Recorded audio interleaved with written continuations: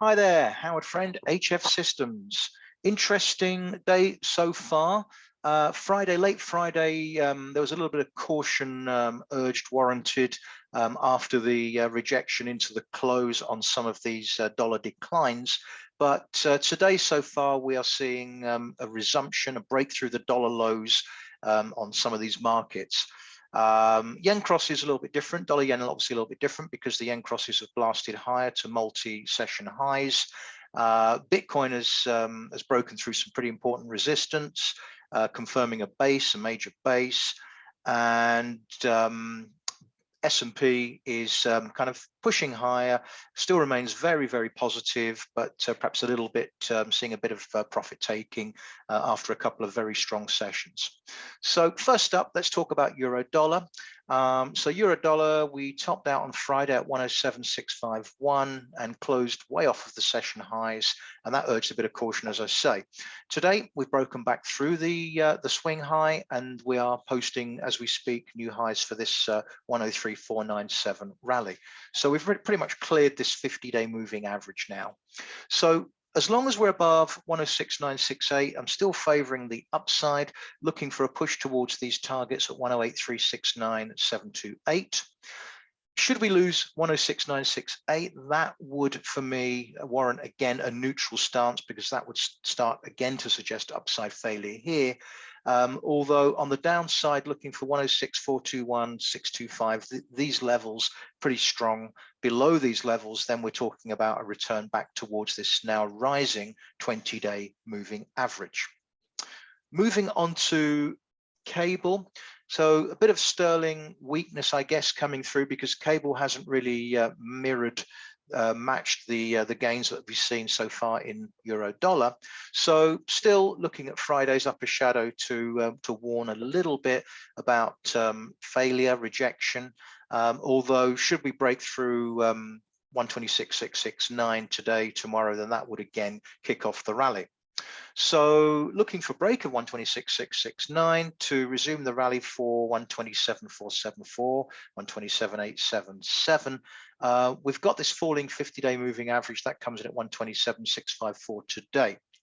Should we fall back through 125.518, that for me would suggest upside failure and time for a good retracement of the 121.551 move.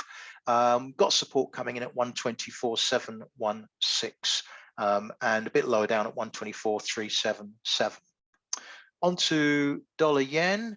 As I say, we've seen a break higher in the yen crosses today. So dollar yen has broken through that outside day high at 127.582. So that was the kind of trigger level I was looking for the break of to turn from a neutral to a bullish stance on dollar yen. So bullish stance at the moment. Looks like 126.362 is the end of that whole decline from 131.347. So upside favored, looking for a return to 128.303, 128.664. We've got the falling 20-day moving average coming in at 128.723 today. On the downside, if we fall back through 126.676, then that again would suggest we've seen a corrective bounce from 126.362 and that we're going to be seeing new lows for this 131.347 downtrend to well below 126. Moving across to gold. As I say, Friday we saw the rejection from the session high, but today we've broken back through that session high, although again we're seeing a bit more rejection on the upside, but we're grinding higher as we are with euro dollar and perhaps cable. So we're seeing a bit of a grind higher on gold. So it looks like 1840.77 is the reaction low within this 178682 bull swing.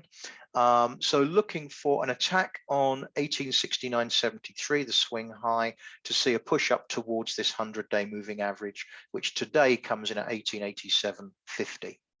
Should we fall back through 1840.77, that would form a lower high, a reaction high within a new bearish sequence from 1869.73, and that would bring 1807.08 stroke 1824.77 back into focus as the 1786.82 move is retraced. Onto crude. Crude remains buoyant, having seen that upside break of 113.27, the swing high, going back a few weeks. So we've met some upside targets in the mid 114s. That's what I was looking for. Still quite positive on this market. Quite an important low has formed at 107.99. Looking for the market to extend towards 117.043. On the downside, looking for dips to be limited to, I guess, the low 112s. Don't really want to see this thing back below 111.30 and certainly not 110.90, because that would suggest upside failure and time for a deeper retracement of that 103 advance. Okay, on to S&P. As I say, we saw the acceleration high, which was expected on the break above 3985, this previous swing high, minor swing high, and we've blasted through that key level at 409810. Now that confirms a double bottom pattern on a long-term chart, on a longer-term daily chart. But short term, it looks like we're struggling a little bit, so it wouldn't surprise me to see some kind of corrective pullback. But again, don't see too much on the downside because of this major base in place now. So should we correct lower, I don't think we do too much below 409810, if at all, if we get down there at all. And probably another buying opportunity for an attack on these falling moving averages at the moment. The 50-day coming in at 4272 and the 100-day coming in at 4348 at the moment. Should we get back down through 4,000, the lower end of the support range, then that would neutralize and it would suggest that we could be having another crack at these lows. Although 3875 is still pretty much the reversal level for the bear market. Finally, onto Bitcoin. I mentioned that this one we had a false downside break. So remember, we were in this range around 30,000, which we still are, to be fair. We broke through the range low 2 days back, marginal break, made a new low at 28,001. Friday we saw another attempt at the downside, which didn't extend back through this level, and now today we started to break higher. So this to me looks like we've seen a swing to the upside, an ABC to the downside, so call it 1 and 2 if you're looking at Elliott wave, and now we're starting to break higher. So the immediate risk is on this 31,352, which is the recovery high or the minor swing high. We've also got this falling 20-day moving average, which comes in at 31,181 today. So looking for this market to break through these levels and start to push higher. We've got some gap resistance coming in here at 34,412 up to 35,210. So this is quite an important resistance zone here once we've broken through. On the downside, don't really want to see this below today's low from a bullish perspective, 29,137. That really would neutralize. But again, should we fall back through 28,001, then again we're looking at a retest of this major low, 25,330. Okay, so that pretty much wraps up the markets.